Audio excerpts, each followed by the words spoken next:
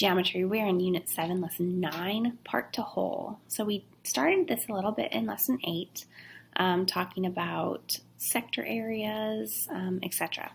So let's take everything just one step further. Here I have a circle. Oh, I need my pen. A circle. I love my circles. They're just beautiful. They look like homemade cookies because they're all wonky. A circle with a radius 10. Suppose an arc on the circle has a length of pi centimeters. I don't know, that looks good. So that's the length of the arc.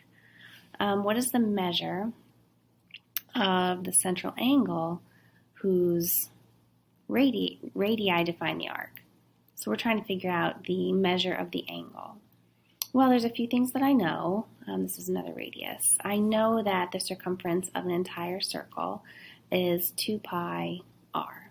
So that the circumference of this circle would be 2 pi times 10, or just 20 pi.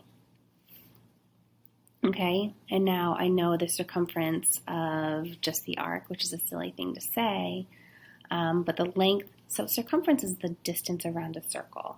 If I wrapped a string from one spot all the way around, it's the length of that string, and the length of that string for this circle is 20 pi. The length of the string for our arc is pi.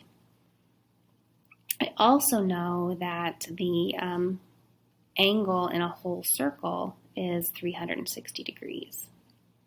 Okay, that's the whole circle degrees. And I wonder about the angle in this circumference, and we'll just say it's x degrees.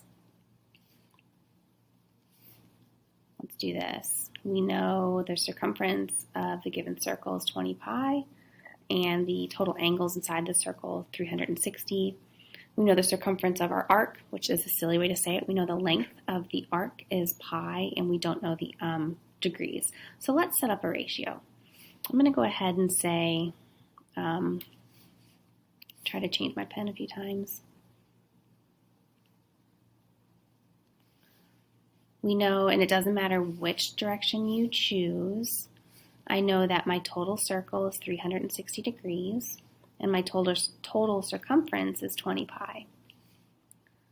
My arc, my sector degrees are unknown, so I'm going to put x there, and my sector length is pi. Now I'm just going to cross multiply, and I say that like it's super simple, and I know some struggle with it still, but it's okay, we'll just keep on practicing. So 20 pi times x is 20 pi x, and 360 times pi is 360 pi. Now I'm solving for x, so I'm going to go ahead and divide both sides by 20 pi. Cancels that out, need a little more space. And I have x equals, the pi's cancel out, which is why we keep pi there for as long as possible. Because if we use the number pi, we're rounding, it's not as accurate. So we know that the angle is 18 degrees. Enough information. So the central angle of this shaded sector measures 45 degrees. And the sector's area is 32 pi square inches. Kieran says we can find the area of the whole circle, the arc length of the sector, and the circumference of the circle with this information. And Priya says, but how? We don't know the circle's radius. Do you agree with either of them? Explain or show your reasoning. Calculate as many of the values Kieran mentioned as possible. So let's just dive in. I know I have some ratio options. So the degrees of a full circle are 360. The degrees of our arc are 45. Okay, the area of the full circle is pi r squared, and we don't know r yet. The area here is 32 pi. If I look at these four things I wrote down, the only thing we don't know is the radius. So I wonder if I can set up a ratio. Let's set it up right here in the middle. Okay, the whole. Let's do part to whole. Part to whole equals part to whole, where that's our unknown, the radius squared. Let's go ahead and cross multiply. I have 45 times pi r squared equals 360 times 32 is a big number.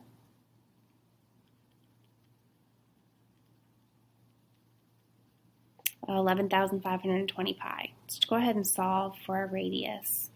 I'm going to divide both sides by 45 and pi, and divide both sides by 45 and pi. I'm left with radius squared on the side, and I'm going to cancel out those pi's. 11,520 divided by 45 is 256. Take the square root of both sides.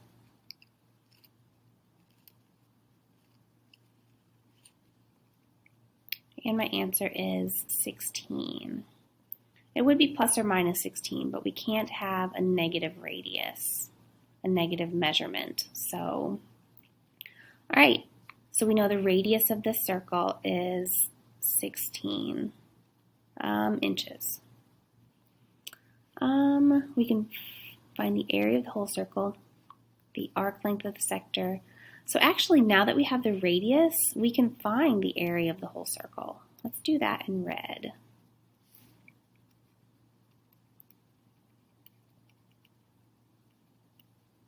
(16 squared is 256. So that is the area of the whole circle.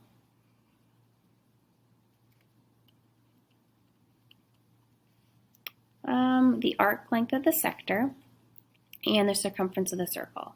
Let's go ahead and do the circumference of the circle. I'm going to switch back to black pen. So this was our whole list. Area we know now is 256 pi. We can do circumference of the whole, which is 2 pi r. So that is 32 pi. And we can use our part to whole to figure out the arc length.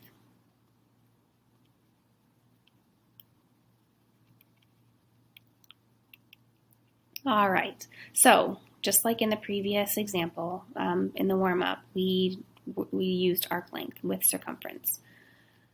So we know the circumference of our hole. Well, let's do the angles. 45 over 360, that's part over whole.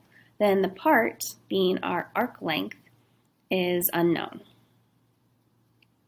And the arc length of the whole is the circumference, which is 32 pi. If I go ahead and cross multiply, 45 times 32 is 1,440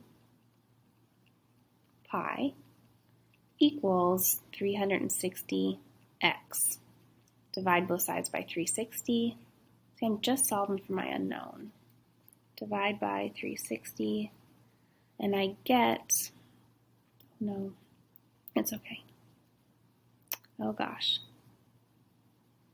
I get x equals 4 pi. And that is our sector length. No. That is our arc length. Sorry about that. We just set up simple ratios with part to whole each time. So our arc length here is 4 pi. So we found the arc length of the sector and the circumference of the circle. We found everything. Good job, Karen. We did it. Okay. We can try this in class. It's a very difficult thing to do via video. So if we have time in class, we can partner up and review that. And that is it for this lesson. Simple ratios, and I say simple, and I don't mean to discount that they can be difficult for a lot of people, but always go back to part to whole equals part to whole. And as long as you can find some pieces and parts with only one unknown, you'll get it, okay? As long as you can set up equations, you can do angles over 360 because that's the whole, equals arc length over circumference, or equals area of sector over area of circle. Yikes. Okay? Anything like that. As long as you have only one unknown in your ratio, you can cross multiply and solve for it. All right, good job.